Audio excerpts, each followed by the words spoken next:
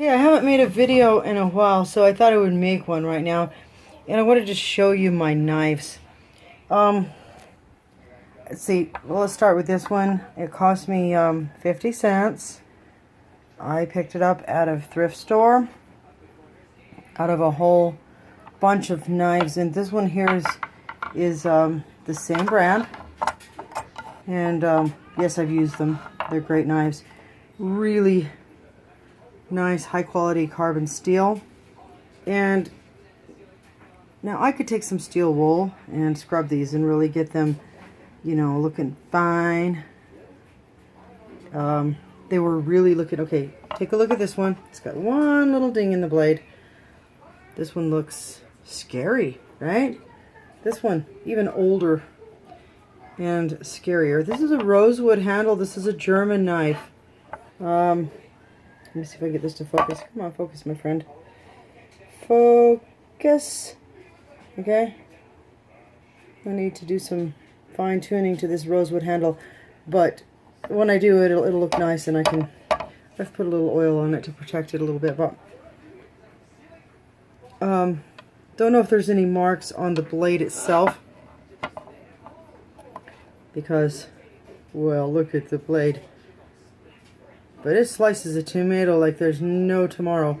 I did put a little bit of an edge on it. Obviously it needs a finer edge, but it will take an edge easily because of the high carbon.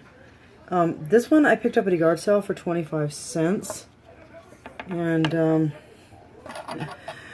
it's an old one. Probably came over with the Pioneers, or was made by one of them shortly after they got here. Anyway, these are just some cool knives. Now, why do I admire these knives? Well, let's see. I've found a few Ginsus and other such knives. Don't remember all those names. You're guaranteed for life. This is the last knife you'll ever buy. And they're chopping all kinds of things, and they're doing these infomercials on them, and you think, oh, wow, I just want a set of those knives. It's really not a bad deal. Then how come you never see anybody keep them, and they're always tossed in some box at a yard sale or thrift store? Yeah.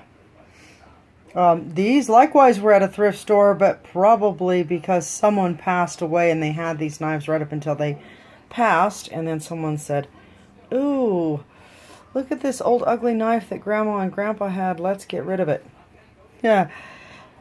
Yeah, that's why they kept it until it did look like this. Because, you know, they got older and they forgot about using it, but it was still a darn good knife.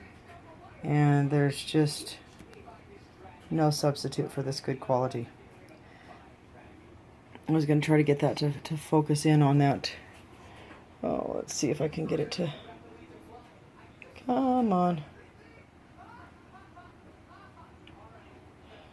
Come on, focus for me. See, and then I can't see worth a hoot. Anyway, so those ones have marks. This is let's see, what does it say it is? Yeah, I looked it up one time. They sell pretty high on eBay, and they're vintage like this. Nice knives. Anyway, I love them, and when I get them all completely cleaned up, they will look really good. But right now I use them. I really do. And yeah, let's grab a tomato. I got tons of tomatoes. We'll use this knife. Hang on a second. Let me pause this for a second. Okay, hopefully I can hold this. And all right, this is a really squishy. See, it's even starting to leak a little bit. So this is a really super ripe tomato. So we all know how really ripe tomatoes are. Now I've got, let me see, I got 3 fingers on the knife at the very end of the handle. Ooh, oh, look at that. That's beautiful, right? Okay, see, 3 fingers. Here we go. Oh, like paper. All right, see? And even though it's mushing because it's way overripe, it's going through it like butter. Okay, one more time. Yeah, see? Beautiful old knife. Alright, just thought I'd share that with you. These knives are probably I'll try to look them up for you guys and do another video, but they're getting closer to they're at least at the half-century mark. Most of them, this one definitely, I would say this one's definitely 100 years old. Let's see, we'll do a slice with this one. And I just barely, oh yeah, ooh, ever so gently, I just, yeah, she's a beaut. She's a beaut. This would be, I believe when I looked this one up the other day, was from about 1921. So we're only a few days away from the century mark on this particular.